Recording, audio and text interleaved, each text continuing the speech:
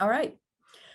Well, welcome everybody. We're really glad you're here to help us celebrate the commemoration of the United Nations Global Day of Parents with us. We have excellent speakers.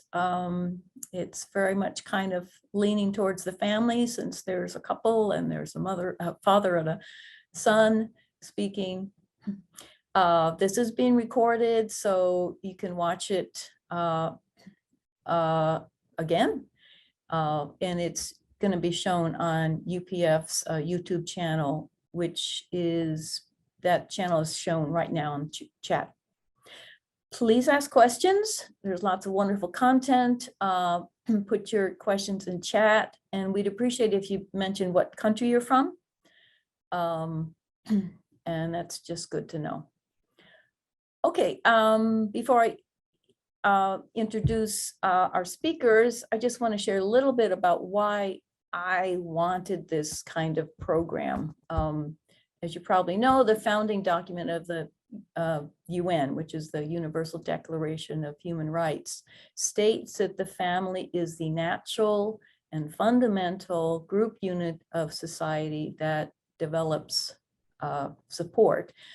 However, when the UN Sustainable Development Goals were drawn up to solve all the problems of the world, parenting family was hardly mentioned at all. It just doesn't make sense, frankly.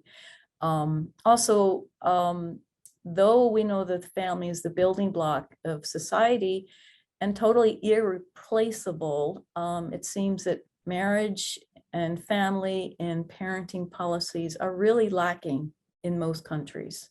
So there's a concern there. We're not recognizing the importance of parenting. And another point I want to make is that with many culture changes, situation changing today, I think young people have a higher expectation of marriage and relationships, but they're far less prepared for the challenges for family life and parenting. And also they receive less support. Their parents aren't around. They seem less aware of the wonderful work that's necessary in marriage.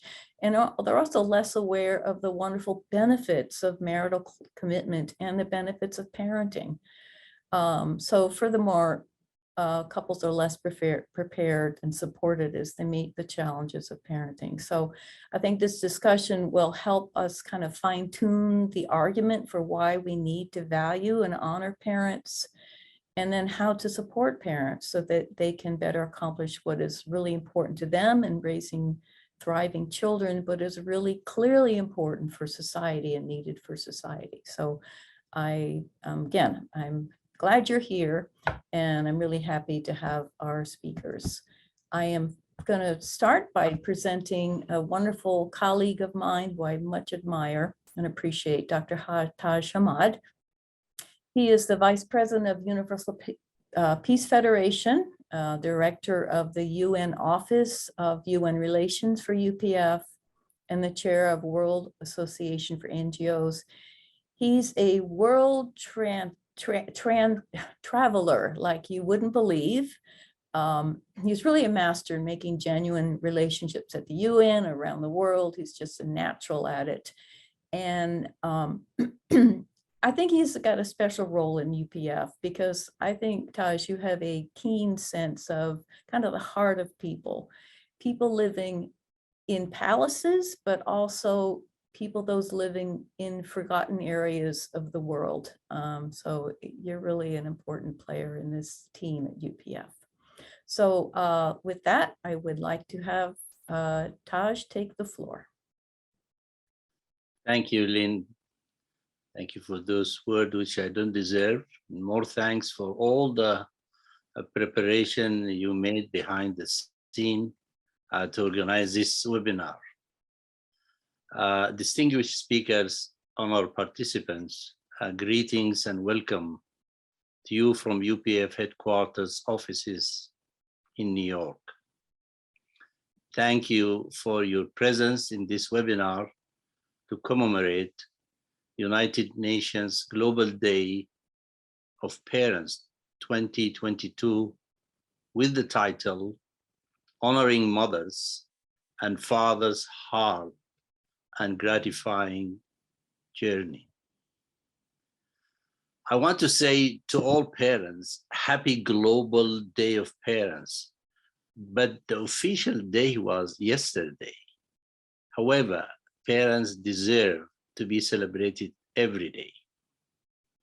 The theme of this year Global Day of Parents is appreciate all parents throughout the world. The Global Day of Parents was established by Resolution 66-292 adopted by the UN General Assembly on the 17th of September 2012. It stated, number one, the General Assembly decides to proclaim June 1st Global Day of Parents and to be observed annually, honoring parents throughout the world. Two, invites member states to celebrate the Global Day of Parents in full partnership with civil society, particularly involving young people and children. Three, requests the UN Secretary General to bring the resolution to the attention of all member states, organizations of the United Nations system and civil society organization to appropriate observance. End of the resolution. I know 2 countries have their own national Parents' Day. South Korea, for example, they have Parents' Day, which is usually held on May 8th.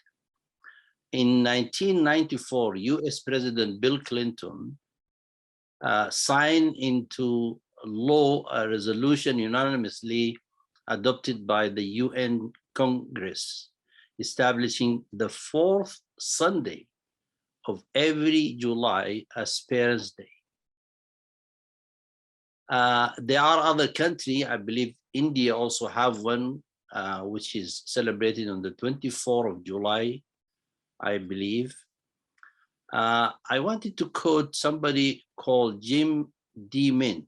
He said, one of the greatest titles in the world is parent. And one of the biggest blessings in the world is to have parents to call mom and dad. Another wise person said, quote, first, your parents give you your life, but then they try to give you their life. Oscar Wilde said, children begins by loving their parents. As they grew older, they judge them. Sometimes they forgive them. I said, let us forgive them all the time and celebrate them every day. Thank you very much. Thank you, Taj. Thank you for kind of giving us a sense of the history and of Global Day of Parents, but also how it is expanding and probably needs to expand more around the world. Thank you, Taj. Okay, so now I'll introduce our speakers, Dr. Philip Cowan and Dr. Carolyn Cowan. They have spoken for UPF and the NGO Committee on the Family for us during the UN Commission on the Status of Women. And frankly, I couldn't wait to have them back. They have such rich information.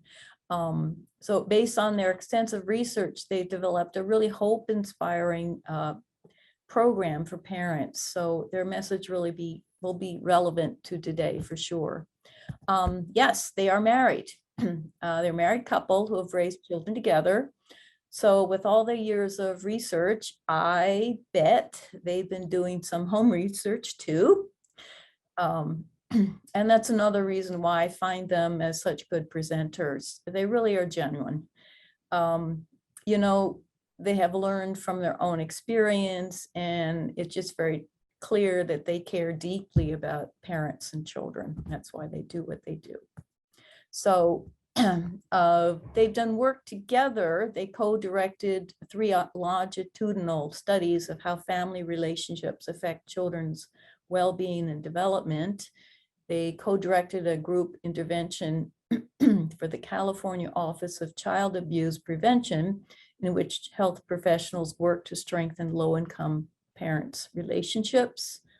And their work has been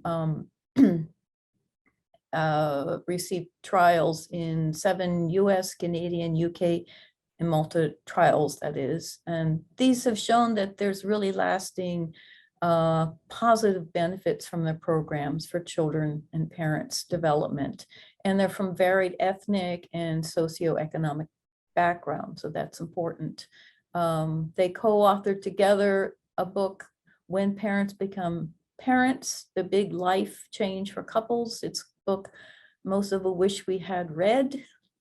If you're a young couple out there, please get it. Carolyn Cowan co-edited The Family Context of Parenting and Children's Adaptation to Elementary School. So get that when your parents your kids a little bit older. And Carolyn co-edited the Fatherhood Today, Men's Changing Role in the Family. She'll be presenting, they're presenting together, but she'll be presenting primarily on the real difficulties that parents face, but also how critical parenting is for children's well-being and full development. And Dr. Philip Cowan is the director of clinical psychology for over 12 years, the director of the Institute of Family Development for 5 years. He is the author of the book Piaget with Feeling. I love that title. And Dr. Cowan will be presenting on strengthening the relationship between parents and how this strengthening improves parenting effectiveness, in which it turn fortifies children's development. So I'm really, really pleased to have the Cowans present. I think you will like what you hear. So I'm going to call you Phil and Carolyn, but you have the floor. Thank you so much, Lynn. I should also mention that Phil and I have 3 grown children, all of whom have partners, and 7 grandchildren in those 3 families. So we have basically lived what we have studied and tried to work on with other families. And that's where a lot of our early work began when we were very young parents. So when you think about parents, you might have many images, people from all over the world, moms, dads, and what we're going to be talking about is how important the quality of their relationships with their children are to the children's development, but also that parenting isn't the only determinant of children's development. There are a lot of other forces in play. We do know from thousands of studies in many different cultures around the world that when parents are nurturant and responsive to their children and able to set appropriate limits based on the children's age and stage, the children show more positive cognitive development, they have better school achievement, they have better relationships with their peers when they're children, they have more satisfying intimate relationships when they're adolescents and young adults. And in general, the children tend to have more stable emotional development. They also have fewer symptoms of anxiety and depression and anger and aggression, the things we worry about as problems in children's behavior, and they have fewer mental illness diagnoses. Again, when parents are able to do their job in a most responsive way. But let's not put all the responsibility on parents. There are many other factors in play that have to do with how the parents are doing, how their parenting goes, and how the children do. So some families live in neighborhoods where it's disorganized, it's not safe. Many of them, many parents, too many, are living in poverty and have few resources for the work they're doing. As Lynn hinted at the beginning, government services and policies have not been up to the task to help parents do this major job, although more and more some governments and countries are beginning to pick up the load on that. And then the other things that are also playing a role, of course, are the parents' own cultural beliefs and their practices, and the political stability or instability, especially during war and migration. And it's a two-way street as we see it, from the top down, that these things are all playing a role in how the parents are left to do their job, but also that it's a bottom up, so that these things are all possibly playing a role in how any particular family is managing the tasks they have before them to raise young children who are healthy and doing well.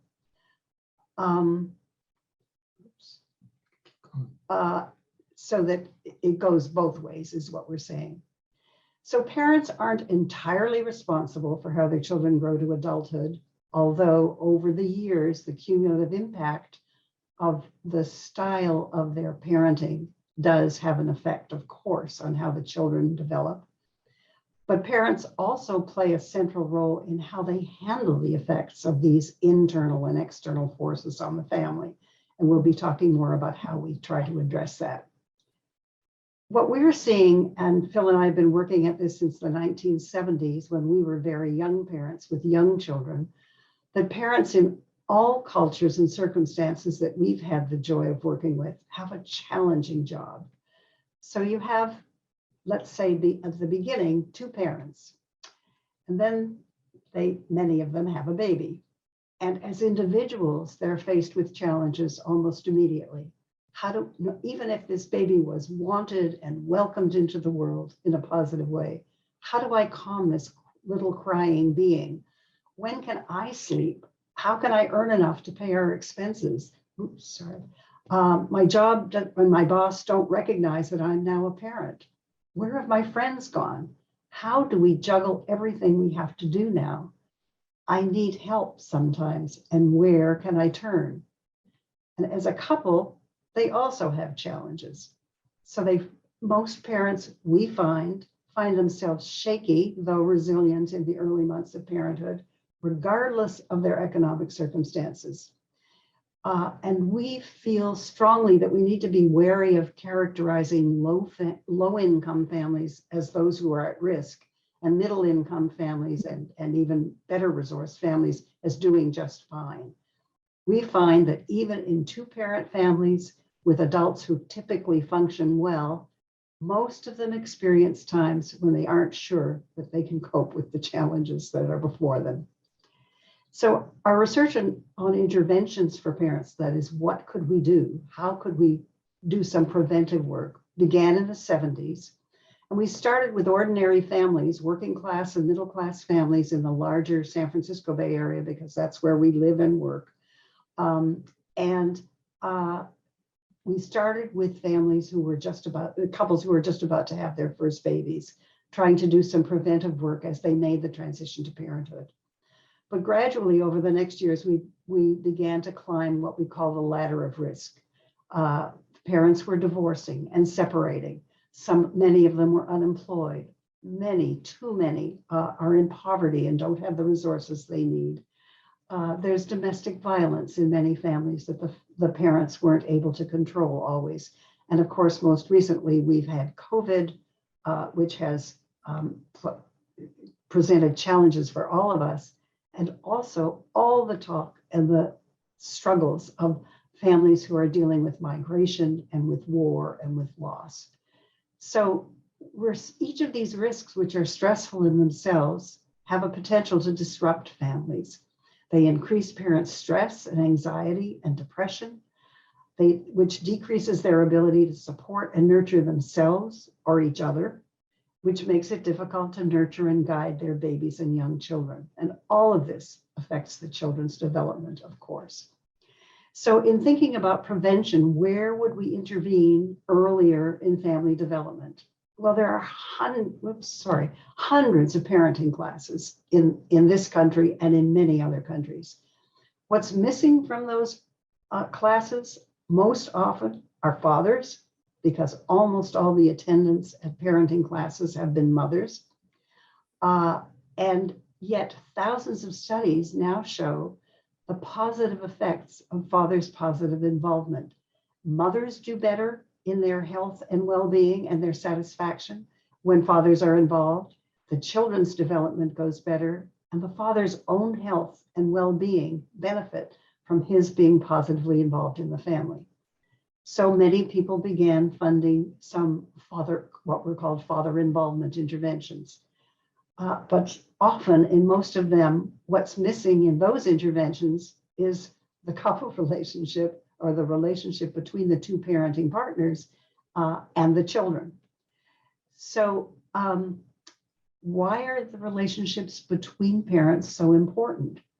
Well, our research and many, many other studies, primarily some by Gordon Harold in the UK, Mark Cummings and Patrick Davies in the United States, and many others, make it very clear that unresolved couple conflict, that is arguments out loud or a deep freeze where partners aren't talking to each other, especially when they're in front of the children or where the children can overhear, predict things like children's aggression, their hyperactivity, their symptoms of depression, their own social withdrawal, and their academic problems.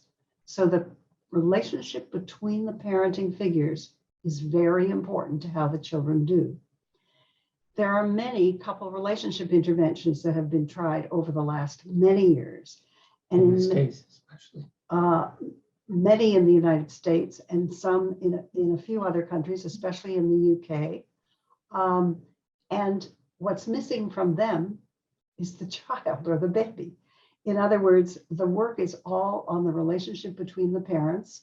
But since the argument for those interventions was to help the children's well-being, it's astounding that most of those studies, when they're done systematically, don't look at how it affects the children at all.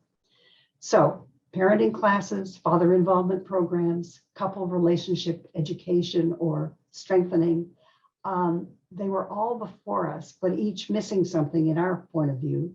And so we've created an intervention approach that tries to integrate these approaches, taking the different parts of the family puzzle, trying to address them all in a way of working with parents. And this is what Phil is going to talk about now in our work over the last 40 years, working with families to the benefit of both the parents and the children. Thanks, Carolyn. And just to say how thrilled we are to be talking to this group of people concerned with parenting and families. Okay, so I'm going to talk about a family systems view of some of the risk and protective factors, things that help families and things that are challenges for families, because this framework informs how we think about the intervention, how we develop the curriculum, how we assess what's happening. And we have been focusing on 5 aspects of family life that the research suggests really are important for families. First, there's the parents as individuals. And we are hoping to increase their coping with internal stressors, reduce things like depression, help them meet their individual needs.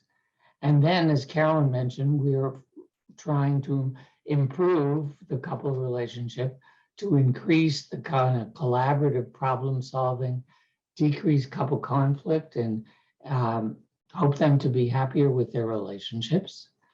We are obviously, since this is centrally focused on parenting, also wanting to address parent-child relationship, how we can increase fathers' involvement in the family, because in at least many families, fathers tend to be less involved, certainly less involved than moms. and to increase both parents' age-appropriate strategies. That is, how they meet the child, where the child is developmentally, and to collaborate in their parenting.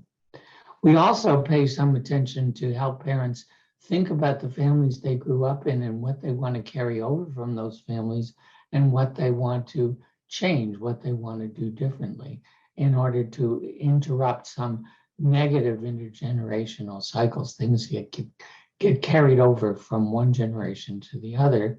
And finally, we want to help them deal with some of these stresses that Carolyn talked about, and also to reach out and get social support, not only from families and friends, but from agencies in the community. So it's a very family systemic idea. What we're trying to say is that parenting and parents is not simply what each parent does with the child, but rather this whole system of relationships, the grandparents to the parents to the children, outside the family work and stress. This is all involved in determining how parents parent and how they affect their child. And what we've chosen to do is to create couples groups that include both fathers and mothers, but not only biological fathers. What we're really focusing on are the two parents who are involved in bringing up the child. So it could be a married couple, it could be a couple who are living together, but it also could be a father and a grandmother of the child, a father and the father's sister. Even though we talk about single parents, really, when it comes down to it, usually there's more than one parent who is functioning as a parent of the child. And we think that involving them together in looking at those 5 aspects of life is important.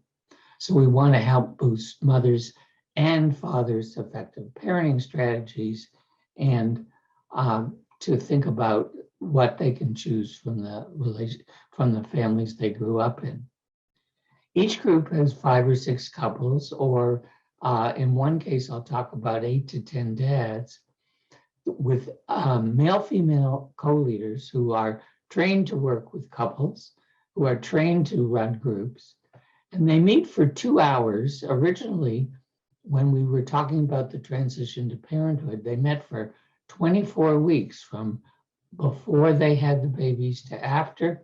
But now, in the much more recent past, the groups that I'm going to describe meet for 16 weeks for 2 hours a week, or sometimes for 11 weeks for 3 hours a week. But it's about 30 hours of meeting together in groups. So our first study was called the Becoming a Family Project. It was in 1975. It was funded by the National Institute of Mental Health in the United States. And that's the project we wrote a book about. And what we want to highlight from that study is these were couples groups that began in mid-pregnancy, and we followed the families until the children were in kindergarten. And here's what we found.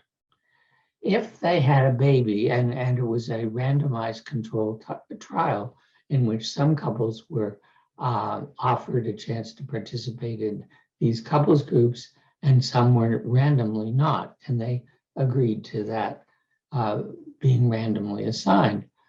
But if they had a baby and there was no intervention, marital satisfaction, their satisfaction with the couple relationship, declined to the point where by the time the child was in kindergarten, half of them were experiencing some severe distress as a couple, whereas the couples who were in our intervention group actually stayed stable over time.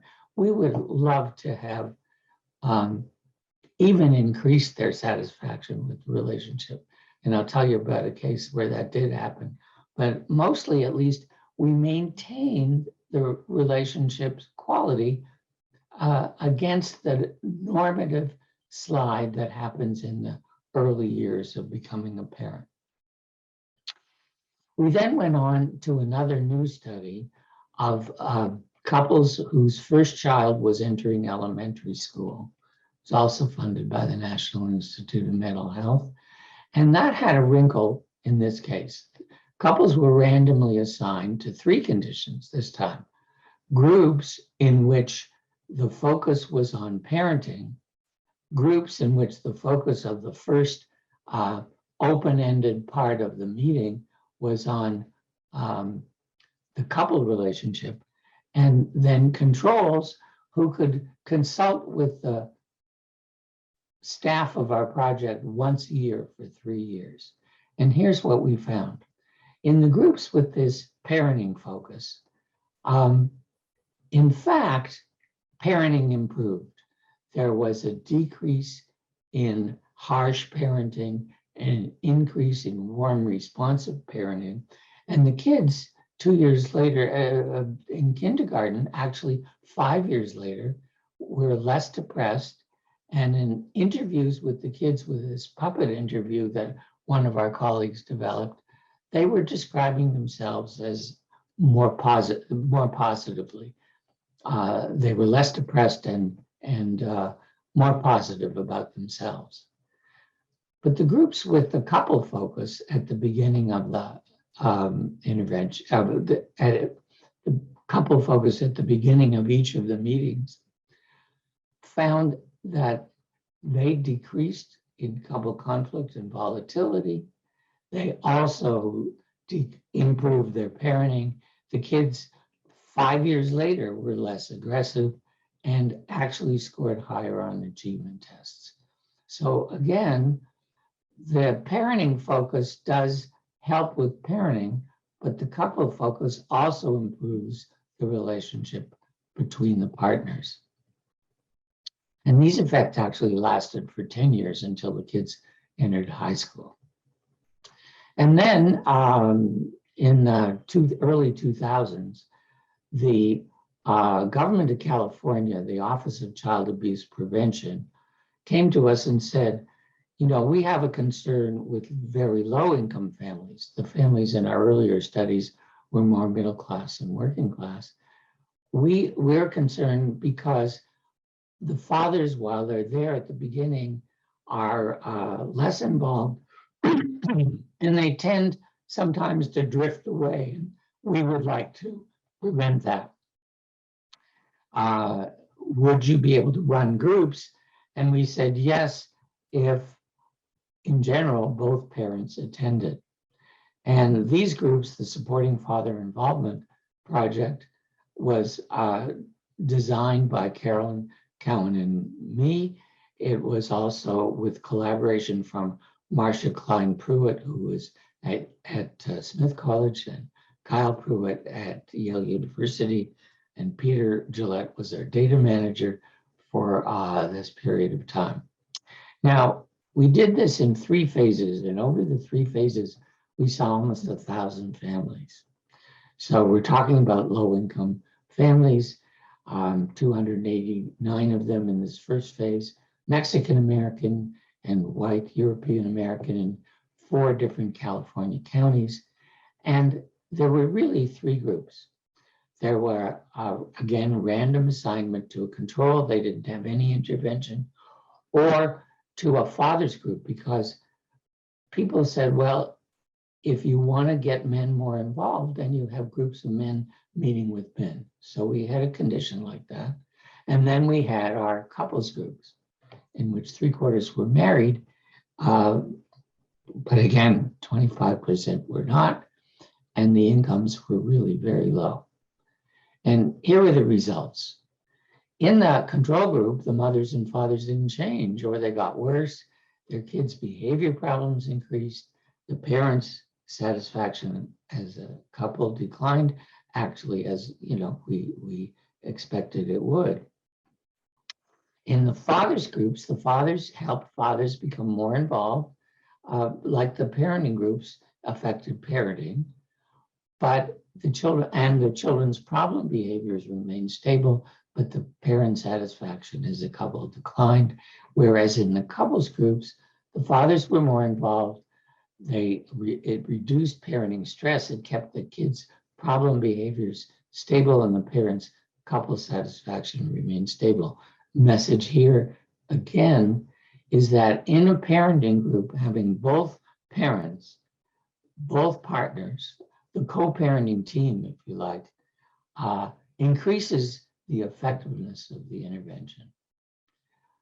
We did another, the government said, the state government said, that seems very good, but I don't know if you could repeat it. Well, we repeated it with 276 low-income families and including African-American families this time, and the results were as good or better than they had been before. And then in the third phase, we had not accepted couples in the study that had been referred for domestic violence or child abuse. But this time, half the couples had been referred for child abuse or domestic violence. They were screened so that they were assessed as safe to work with right now. There was no current child abuse, neglect, or domestic violence. And here's what and then a community sample. And here's what we found. In general, the participants from the groups, and we didn't want to have just a no treatment group. So we had a group saying, we will offer you a group like the one we described 6 months from now. So there was a delay. The participants from the people who went into the groups immediately showed less couple conflict, less conflict about the children, less violence, a significant increase in father involvement in sort of the who does what of childcare. And it's not on the slide, and I'll get to that in a minute, increased income. And not only that, the effect was as strong or even stronger for the couples who had been referred for domestic violence or child abuse. So here's what we think is happening in this group. What these groups of people meeting together over a 4-month period, what happens is that their depression and anxiety gets lower. Their attachment security to the child and to each other gets stronger. And that leads to an improvement, or at least a prevention of this usual fall in couple relationship satisfaction. And it leads to less conflict in the couple. And that leads to more effective, warm, and limit-setting parenting, which of course affects child behavior over a period of 18 months. And again, in some of these studies, we find that the men have more employment and that the family income significantly increases compared to controls. Lynn mentioned that this has been disseminated in Canada. There's 4 sites that the Pruitts have consulted with. In England, we consulted with a group called Tavistock Relationships. And what they found in the first 100 families, again, same kind of thing, a decline in parents' psychological distress, reduction in couple conflict, reduction in violent problem solving, and an increase in kids' overall emotional behavior problems, and an increase in couple relationship satisfaction. The people at Tavistock are experts in couple relationships, and they manage to help the parents to even a more satisfying relationship. And again, employment increased. A dissertation now by Ingrid Gretsch Lanfranco at she did her dissertation, excuse me, at the University of Malta, and in a random controlled trial, excuse me, I'm going to take a little drink. In a random controlled trial with parents of difficult to soothe newborns, she found the same kind of results. And groups are starting in Israel. The Brazelton Touchpoint Center in the United States, we have trained some of their trainers who this summer will begin to train other people across the country in doing these groups. And there's a prospect that this might even go to China with a group, a Silicon Valley group here called Parent Lab. Now, we've talked about this is a pretty labor-intensive group. I think we've established that it's effective, but you know, it's not going to be available to all parents. So just some words about what parents can do who don't have the services we described. What can they do on their own? And some of the things we've learned over years from talking to the couples that we have seen is they can carve out some limited time to check in with each other. We're not talking about dinners or dates out or things like that. Even 5 or 10 minutes where they sit down and say, kind of, how are you? How's it going today? Can really help with the relationship between the parents. Another thing is to open up the conversation by asking questions. If your partner is sort of irritable and angry or says something that you disagree with, rather than disagreeing, if you begin asking questions of what's bothering you about that, why are you feeling so upset, rather than complaining or disagreeing, that changes the tone of the interaction and helps, again, the couple become more collaborative. You can have a discussion about what you each want to carry over or not from the families you grew up in. You can try and renegotiate some of the who does what. Maybe if one person participates more in taking out the garbage, sounds trivial, but it can make a difference to the relationship. And again, you can seek help in your community if these things don't help.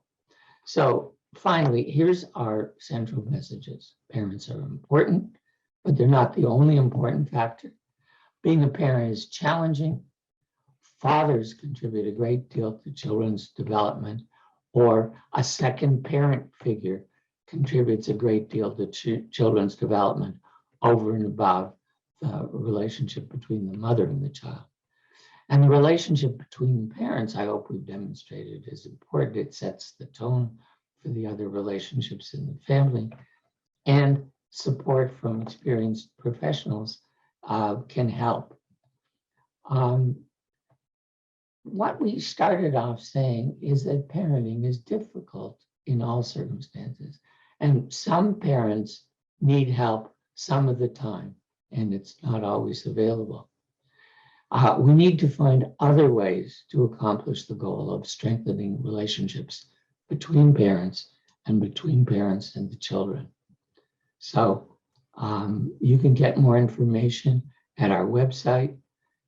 You can email us at ccowan@berkeley.edu or pcowan@berkeley.edu. And that's our presentation.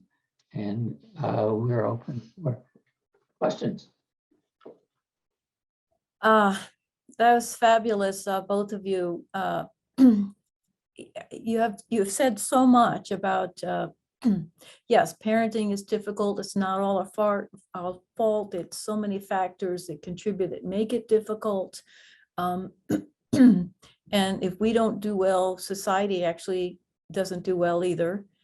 And parenting education is really helpful, but we want parents to be happy too.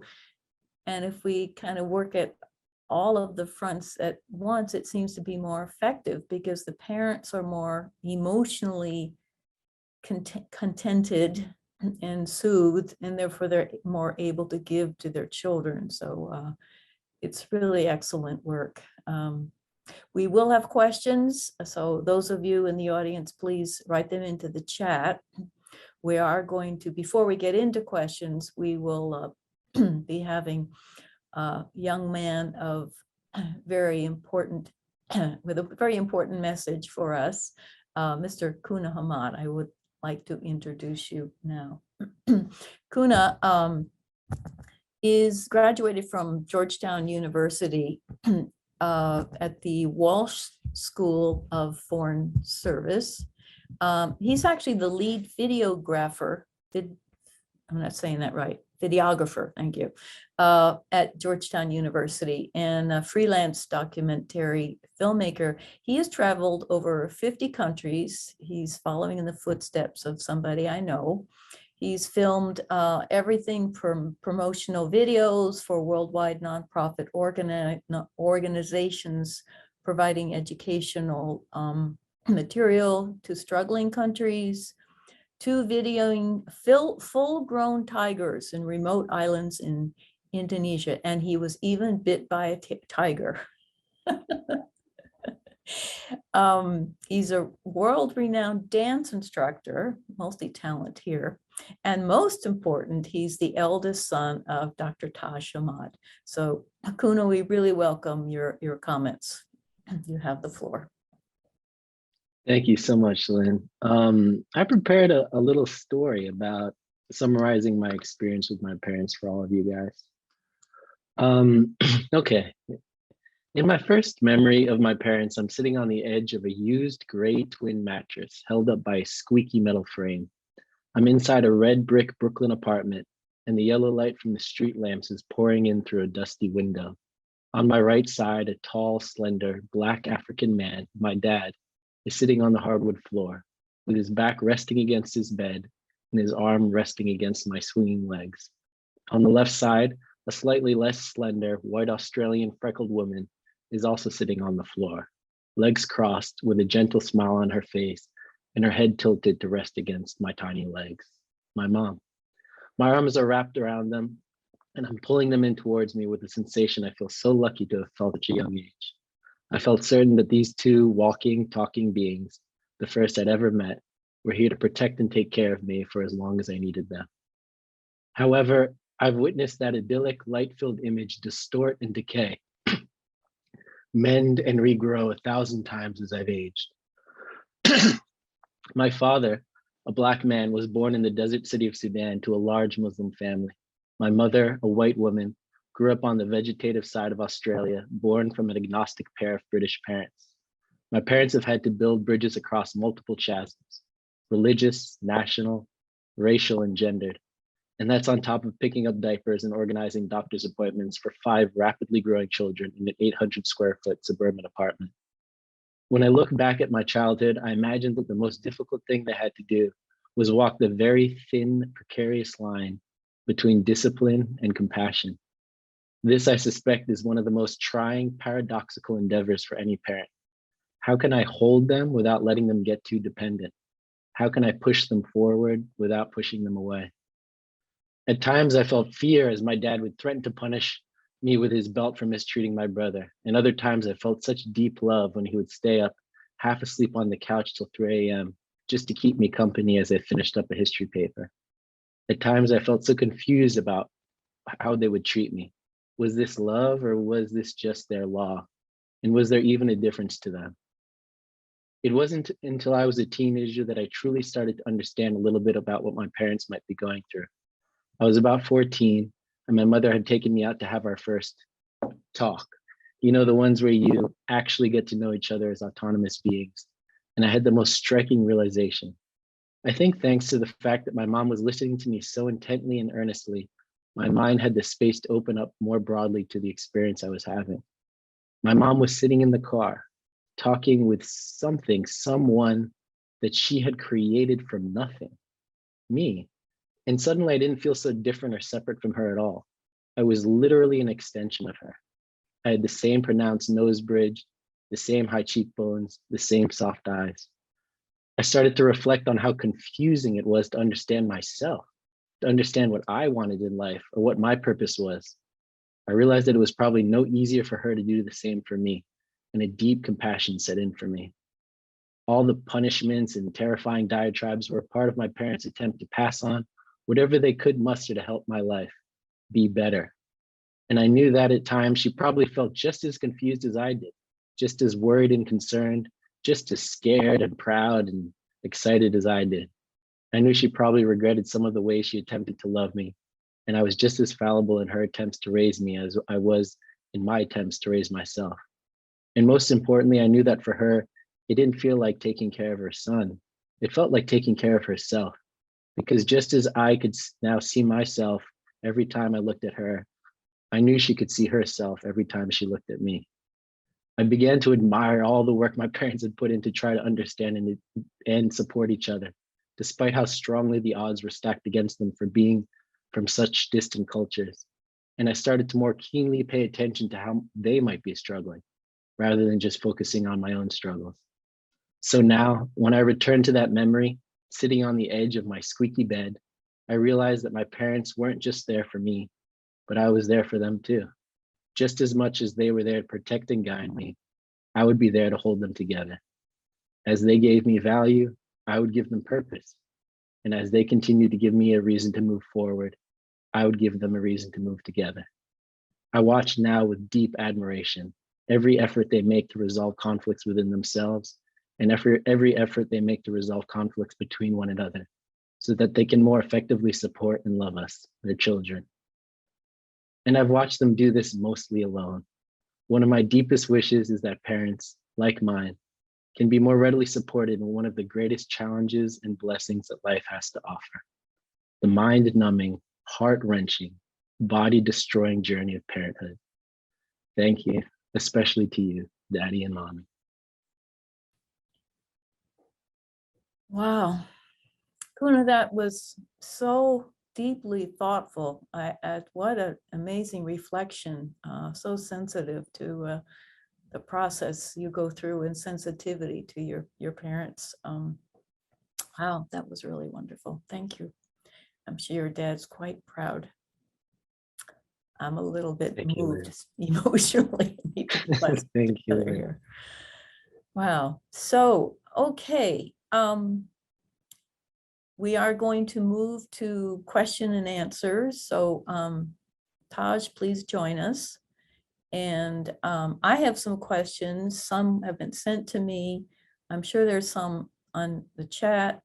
I'm going to prompt a friend of mine, Eve Sullivan, who has a fabulous Parents Forum program, which educates parents. She might have a question. But let me start with the question of my own. For the Cowans, I'm assuming, when you work with couples, you're helping them listen to each other. You're helping them develop empathy and hearing each other out. And that is such an important part of creating emotional safety.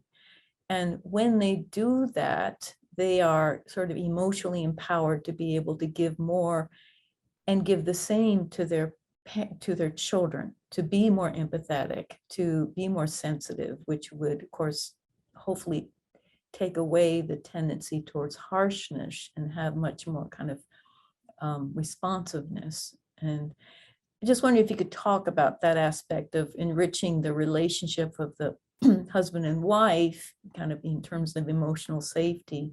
Isn't that partly what's going on? It's becoming more available and prevalent in the child and parent relationship.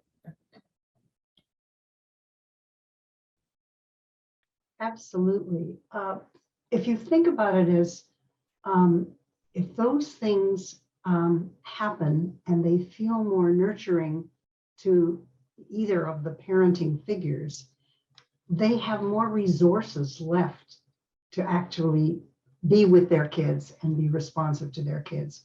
If they are upset and angry or irritable or not feeling valued by the partner or by the way their family is running, they're lacking resources they need to be able to concentrate on the kids. It's just, it's sort of a logical thing.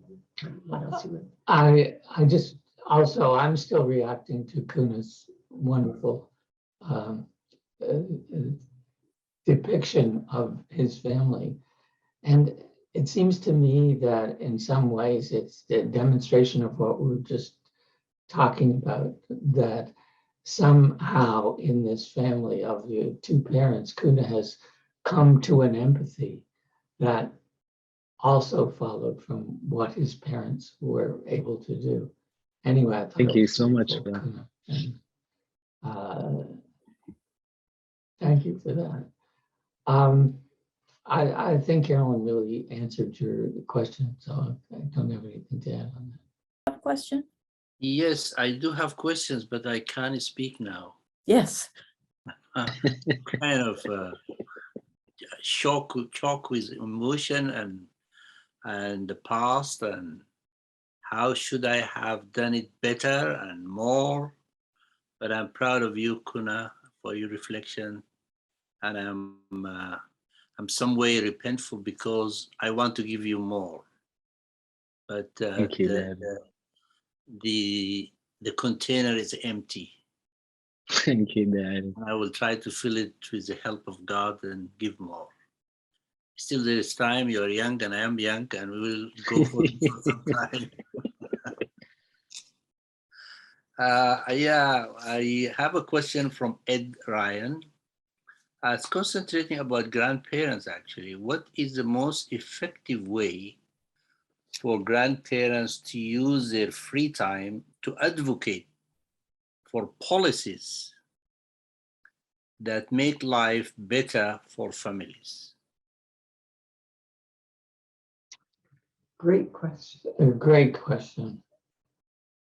I think that's really where we want to go. And, you know, if we're talking about parents of young children, they're going to be busy with their jobs, with making a living, with being parents. So in some ways, it is left to the older generation to become advocates. And while we haven't talked very much about policy, there's some really important things to be done, because many countries don't have the kind of parenting services. Very few have services for fathers as parents. So they really need to advocate for more resources devoted to parents and parenting, but also more resources devoted to couples. In this country, these two things are separate. There's a couple organizations, and there are fathers groups, and the two of them don't go together. So services for families tend to be siloed. And so, for example, there are things, government offices directed to maternal and child health, and for fathers paying child support in this country, and they don't talk to each other.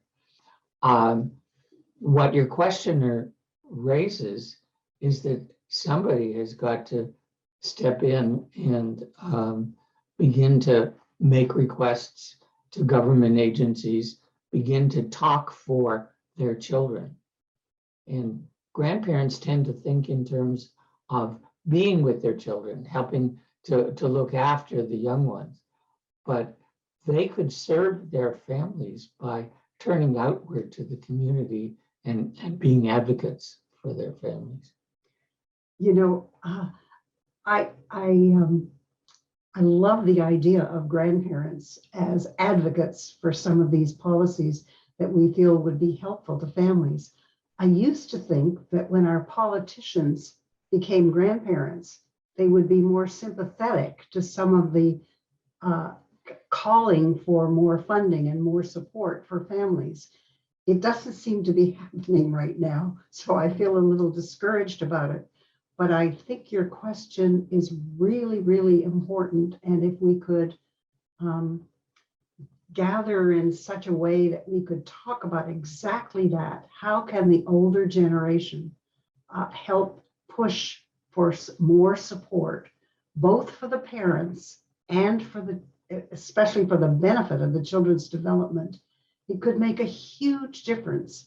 And I'm not sure how we get there, but I'm positive that it could be done. We once rashly suggested that there, just as there's a Department for Homeland Security, that we ought to have a Department for Family Security and see if we couldn't do something like this.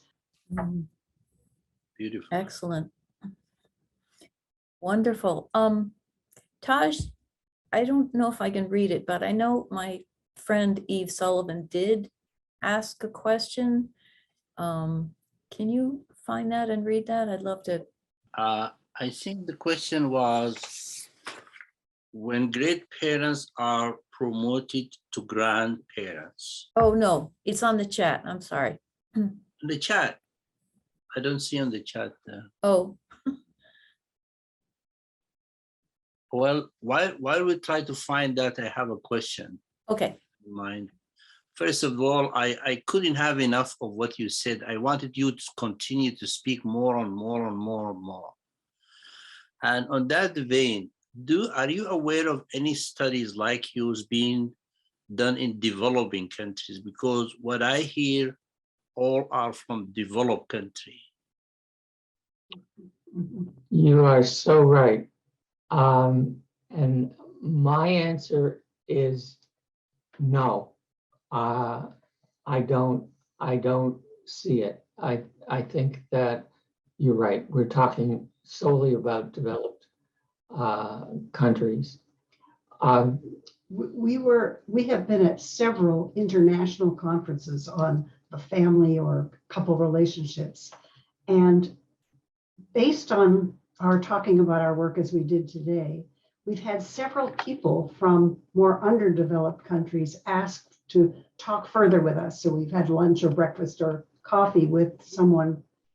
And several of those people, I think they've all been women, were determined to go back to their countries and see if they couldn't get something going about this. And we have not heard back from them.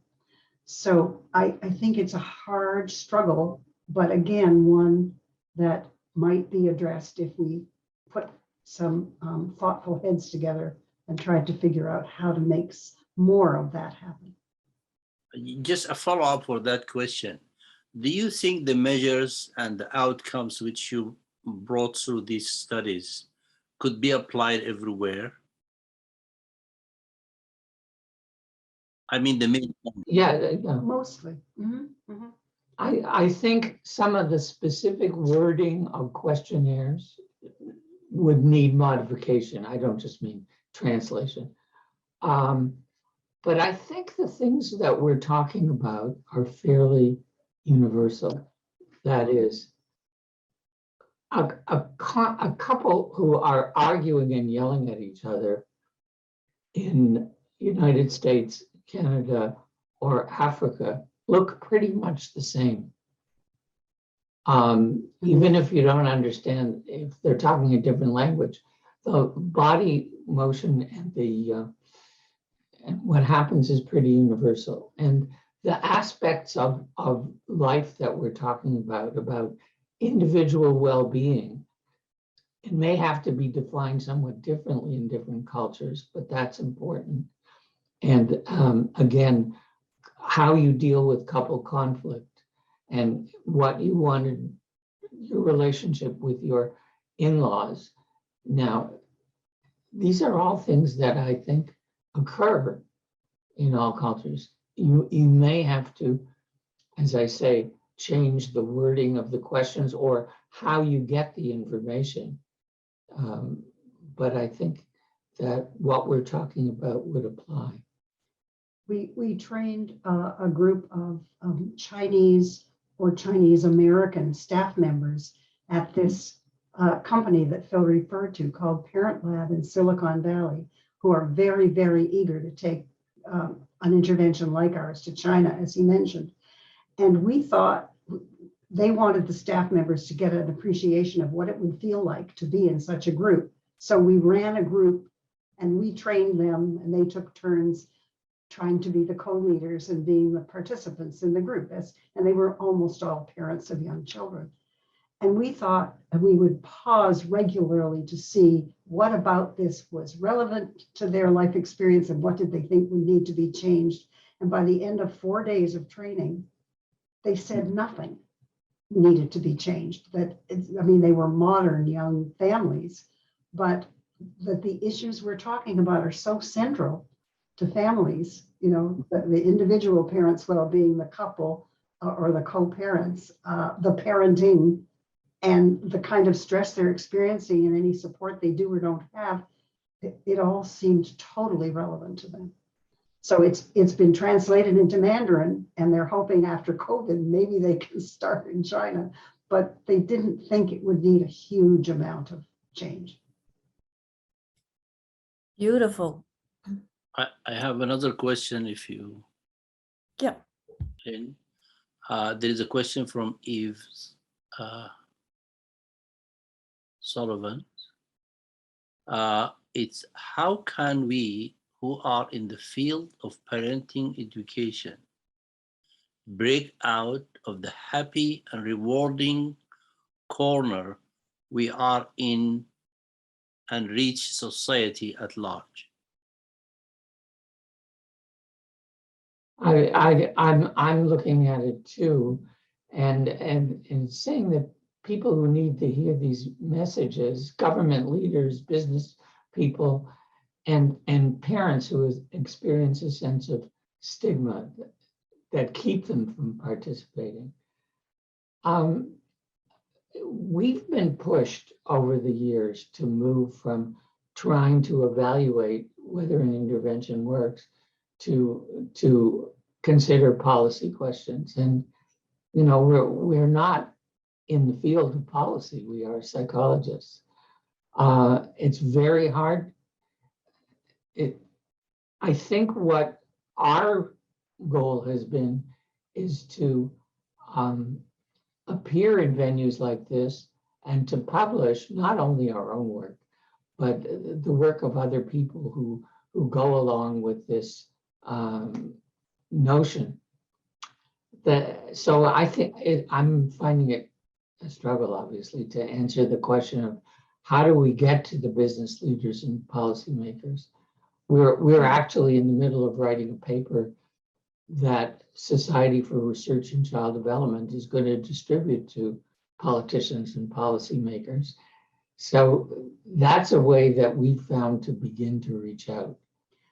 I will say that one of the things we've found, and we haven't had very many venues where we could talk about this in depth, and this question reminds me that one of the challenges of training people to do the kind of work we've been talking about is to have people who have enough clinical experience of one kind or another that they're not frightened by people getting upset in the group about certain things that get triggered in some of these in-depth discussions about what relationships are really like and what's really challenging about them. And to the extent that we can help people who work with families be those people who can tolerate some upset and disruption in order to talk further about what's pushing people's buttons, what's getting them upset, and what's keeping them from being able to be the kind of parents and partners they're trying to be. You have to be able to do that in order for this to work. It's not just talk, talk, talk. So that's one of the things that people working with families or couples need to know. I just thought of one other thing, but again, it's only in the United States. We've been pushing the federal funders. There's quite a bit of money for couple relationship education and father involvement education, sponsored by the Administration for Children and Families. And we've been talking to the people about and convincing them a little bit that the couple relationship people need to focus more on parenting and fathers, and the father people focus more on couple relationships, and they've begun to include that in their requests for proposals. So it's a small step in policy, but trying to convince them that the data make a difference. It's very slow going. Yeah, there's a question here that says, Carolyn, do you think funding put forward to family services would reduce the cost of mental health care? Absolutely, absolutely. We don't have data to prove that at the moment. Well, in terms of But the in terms of behavior of kids, yes. and in terms of the parents reduce symptoms of themselves, Yes. absolutely, it would eventually have an effect on how much money is required to take care of the problems that evolve when some of these issues aren't addressed. Yeah, I think of, I mean, the issue that's on our hearts a lot is, youth violence, and not just gun violence, but, random acts of violence for young men. And we know there's some data that indicates fatherlessness or father's not involved is connected. I wonder if you could add to that and expand on that. Well, if you listen to what Kuna said so eloquently, it's obvious that you're a videographer because you painted such a vivid picture of your experiences, both as a young child and as an adult. You can hear what a difference it makes if kids can grow up to be able to tolerate some of the things that happened that they didn't love in the beginning. And see it in a different lens. I mean, our children are in their late 50s, and our oldest daughter just turned 60. And as they go through things with their kids who are now young adults themselves, our grandchildren, they are seeing things, just as Kuna said, that they understand that might have been challenges for us that they simply hadn't appreciated.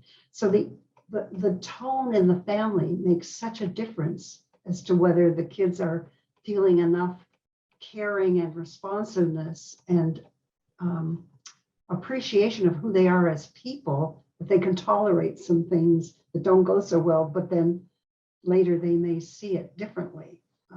So we need to keep promoting a tone of relationships in families that allow that to happen, and something in your family allowed that to happen, so that you have these, these visions and these understandings and appreciation. I know we are running out of time, but I really wanted to hear from Lynn the letter which is sent to her by her son. Oh dear, Taj. Yes. Okay, I have two wonderful sons. My younger son, anyway, they're wonderful. They don't necessarily appreciate so much their parents outwardly, shall I say, at all. But this Mother's Day, oh Taj, why did you do that? He wrote me this Mother's Day card that just was so amazing. Well, thank you for all the support you've given me through my life. You chased me around the doctor's office, he's screaming, to make sure I got my shots. Took me to and from my play rehearsals and Boy Scout meetings, took me out driving over the 8 years or so it took me to learn how to drive. Most importantly, you've always supported me figuring out who I am and what I believe in. I'm very grateful to have felt comfortable evolving on my own, knowing I'd be loved no matter what. Beautiful. A treasure. Yeah, I mean, enjoy yourself. The hardest mom work is behind you. I don't know. Anyway, thank you, Taj. So anyway, but we're not appreciated by our kids. We're not appreciated by culture enough. We really need to change that because, good parenting makes society strong. We do have less crime, less mental health problems. We have, pro-social behavior from our young people. That's what any society absolutely has to have. And it comes from effective parents that are supported in their relationship and in their parenting. So we definitely need to honor and support parents, and your work is so vital. People are asking, do you have anything online that can access your support? We're in the process of developing some online interventions like this. Yes. Great. Great, excellent. Can I ask Kuna if he wants to say something? I just feel very honored that my dad invited me to be a part of this. And thank you, Phil and Carolyn, for everything you summarized about your work. It was very fascinating. And thank you, Lynn, for being so vulnerable to share something so intimate and dear to you. Thank you. Okay, well, I'm sad that we our time is up. The Cowans have included their email addresses, so those out in the audience, you can contact them. Please do. I guess just as a final question, what's your dream for Phil and Carolyn for where your work would go? I mean, we sort of touched on that, but what would you like this to go? Well, I'm flabbergasted that it's gone as far as it has, because of our relationship with the Tavistock Center in London over many years, and we spent several sabbaticals there. They invited us to speak, and then someone from the government was at that talk and said, I want to do this. I'm going to go back and see if my colleagues will support it. And eventually, there were 6 years of funding so that it could take place there. And in Malta, similarly, it was a similar coincidence of this woman reading about our work and deciding she was going to do this in Malta, in Maltese. I mean, so we've had a lot of our dream come true without our having even quite dreamt it. But you probably have other things you'd add. Well, I certainly agree totally with that. This has gone beyond our wildest dreams when we started. I guess the thing that I don't know how to get there, but I would like to see is if somehow we could reach government silos to get government departments to coalesce and talk to each other or integrate so that services would be for families, not for children, for fathers, and for couples. I think it's just not the way to go, and we've shown, and other people have shown, that if you really apply a family way of thinking about this, it can be more effective and therefore ultimately more cost effective. That would be my dream, to do it in more than government in the United States, but at least in the United States. Thank you. Yeah, the family is a system, and it works better if we treat it as a system. So Taj, any final goodbyes before we finally say goodbye? Well, I just wish we could start again from the beginning now. Thank you very much, Caroline and Phil. It's really enriching, educating, and heartwarming. Kuna, you are always in my heart, and you will continue to be there. Lynn, thank you for all the hard work you do and for moderating this wonderful event. God bless you all. What a wonderful group to be part of. Yeah, Thank you. we're really honored to have been part of it. Thank you. Thank you. We will try to spread the word and your work, and I'm gonna definitely have you back. I promise you that. All right. All right. Thank you all. Take Bye-bye. care. Bye-bye.